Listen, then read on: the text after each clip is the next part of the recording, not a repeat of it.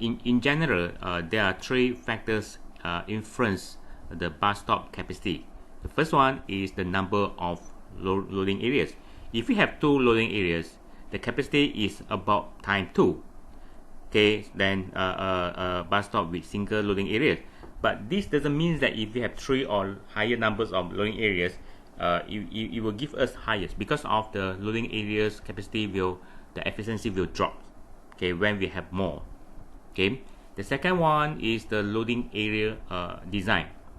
Okay, either we have, say for example, if we have 3 loading area and we put them in a row, and this will reduce the capacity of the bus stop, because of if the first 2 loading areas are occupied by the bus, then it will block the third bus in the third loading areas. So because the size of the bus is much larger than the car, so that's why it depends on how we design the loading areas. And the third factor is the traffic control. So whether we have the traffic light before and after, okay, the bus stop, it will help, because of if there is a high traffic flow along the route where the bus stop located, sometimes, okay, we will rely on the traffic signal to provide gaps for bus to leave, or to reduce the clearance time. So that's why how we design the traffic control system, like usually we refer to the traffic signals, will affect the bus stop capacities. Okay, in all public transport systems or service, the main purpose is we want to move people from one point to another point.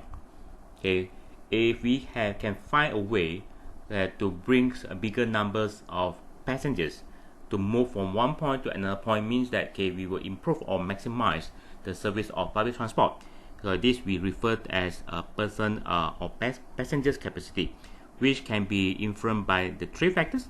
One is the bus capacity of the facilities. We are not talking only the bus loading area capacities or the bus stop. Okay, we are talking about the whole systems. Okay, whether the design of the whole system and can smoothly to move people from one point to another point in the bigger quantity. The second factor is what we call the maximum scheduled load. So means that, okay, the timetable we design is good enough in such a way that, okay, we can maximize, okay, the mobility of passengers, okay, from one point to another point. And the third factor is the passenger demand characteristic.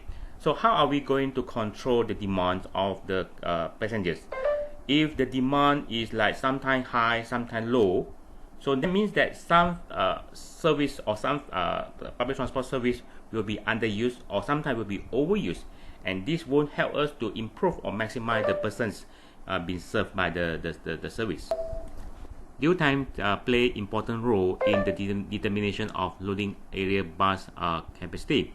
So if we can reduce the times of a bus occupying loading areas, means that more buses, okay, will occupy the loading area in a specific period, like for example 1 hours.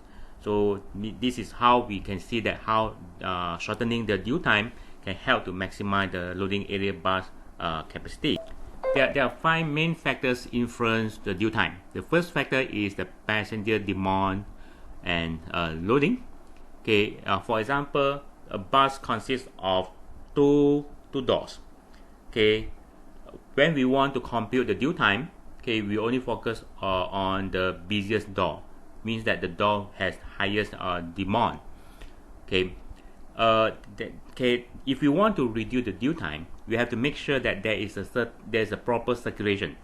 So what I mean circulation means that, okay, we use front door for passengers boarding the bus, and we use the rear door for passengers leaving the bus. Okay, so by having this circulation, that means that we can reduce the conflict between these two types of passengers. Okay, the second factor is bus stop spacings.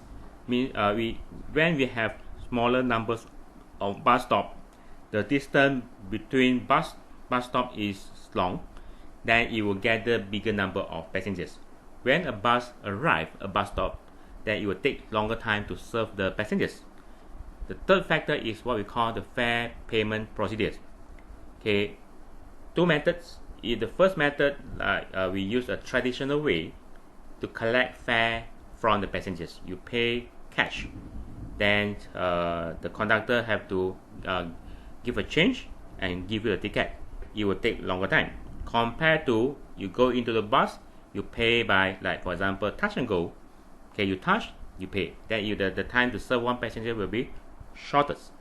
So this is how the fare payment method of procedures can help to reduce the due time. And the fourth factor is what you call the vehicle type.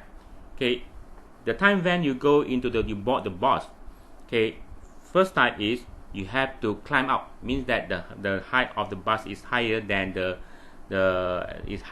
bus stop levels. Then it will take longer time. But imagine that if the bus height level is at the same level with the bus stop, then you just walk into the bus. Then the time taken for you to board into the bus will be shortest. And the last factor is what I explained to you just now, is a vehicle circulations. When we have the proper circulations, then it will help to reduce the time to serve the passengers, and also whether we allow the standee or not.